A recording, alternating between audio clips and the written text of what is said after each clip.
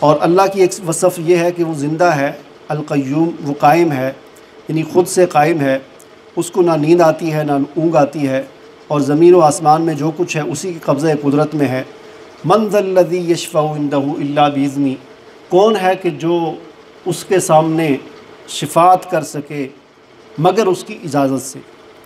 یہ بات اس آیت کے اندر بہت اہم ہے شفاعت کے حوالے سے، سفارش کے حوالے سے، کہ اللہ تعالیٰ فرماتے ہیں کہ اللہ کے سامنے کسی کی جرأت نہیں ہے کہ کوئی شفاعت کر سکے مگر اللہ کی اجازت سے، یعنی جس کو اللہ اجازت دے گا اور جس کے بارے میں اللہ اجازت دے گا وہ سفارش اور شفاعت کر سکے گا، ورنہ نہیں۔ اب یہ اصل میں یہ چیز آیت الکرسی کے اندر اس لیے بیان کی گئی کہ یہ شفاعت اور سفارش کا مسئلہ ایسا ہے کہ ہزاروں سال سے اس کے اندر گڑبڑ ہو رہی ہے۔ پہلے یہودی تھے، بنی اسرائیل جو تھے، وہ اس مسئلے کے اندر گڑبڑ کرتے رہے، ان کا یہ عقیدہ تھا ان کے اندر کہ ہمیں کچھ کرنے کی ضرورت نہیں ہے، ہم نبیوں کی اولاد ہیں، ہمیں نبی جو ہے اللہ کے سامنے سفارش کر کے ہمیں بچا دیں گے، ہم جنت میں چلے جائیں گے، جہنم میں نہیں جائیں گے۔ اسی طرح عیسائیوں نے پھر بعد میں یہ عقیدہ بنا لیا کہ عیسیٰ علیہ السلام نے سولی پر چڑھ کے نعوذ باللہ ان کا جو عقیدہ ہے وہ سارے گناہوں کا کفارہ ہمارے ہو گیا، ہم جو مرضی کرتے رہیں۔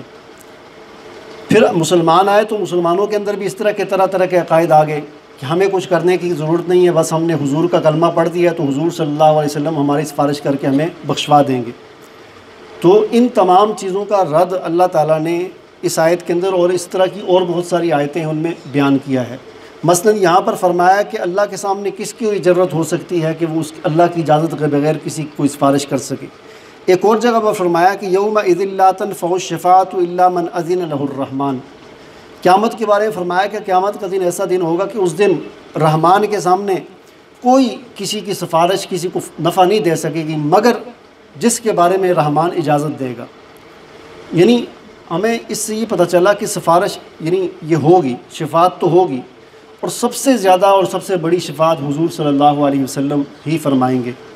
اور ایک جو حدیث کے اندر آپ کی سب سے شفاعت کبریٰ کا جو ذکر آتا ہے، حضور کی شفاعت کبریٰ یہ ہے کہ قیامت کے دن جب قیامت برپا ہوگی تو حساب کتاب نہیں شروع ہوگا،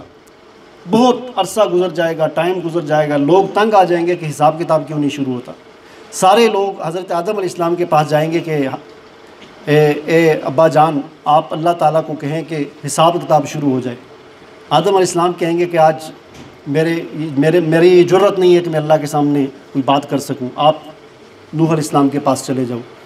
لوگ نوح علیہ السلام کے پاس جائیں گے، وہ آگے سے کہیں گے کہ نہیں، اس طرح کرتے کرتے وہ کسی اور نبی کے پاس بھیجیں گے، وہ کسی اور نبی، کرتے کرتے آخر میں بات آ جائے گی حضور صلی اللہ علیہ وسلم کے پاس، ساری امت، سارے انسان آ جائیں گے، لوگ آ جائیں گے اور آپ سے کہیں گے کہ آپ اللہ سے کہیں کہ حساب کتاب شروع ہو، بہت تنگ ہو گئے ہم۔ تو حضور صلی اللہ علیہ وسلم سجدے میں گر پڑیں گے اور پھر اللہ تعالیٰ کی ذات اور اللہ کی صفات کے ساتھ اللہ کی ایسی حمد و ثنا کریں گے کہ پھر اللہ تعالیٰ کہیں گے کہ اے پیغمبر صلی اللہ علیہ وسلم آپ سر اٹھائیے، اور پھر آپ کی یہ سفارش اللہ تعالیٰ قبول کریں گے اور آپ کی یہ شفاعت کبریٰ ہوگی، یعنی آپ کی ایسی شفاعت ہوگی کہ اس پوری انسانیت کی گویا کہ آپ نے سفارش کی حساب کتاب شروع ہونے کے لیے۔ پھر اسی طرح اور شفاعتیں بھی ہوں گی، لیکن ہمیں جو سمجھنے کی بات یہ ہے کہ انسان کے کام آنے والی چیز اس کا ایمان اور عمل ہے۔ ایمان اور عمل کے بغیر محض سفارش اور محض شفاعت اس سے کچھ بھی نہیں ہوگا۔ ہاں جس آدمی کے پاس ایمان اور اس کا عمل ہوگا اس کے اندر جو کمی کوتاہیاں ہو جاتی ہیں، ظاہر بات ہے کہ ہمارا عمل کوئی کامل تو ہے نہیں ہے، تو اس کے اندر جو کمی کوتاہیاں ہوں گی وہ اللہ کے فضل و کرم سے اس طرح کی چیزوں سے پھر پوری ہو جائیں گی۔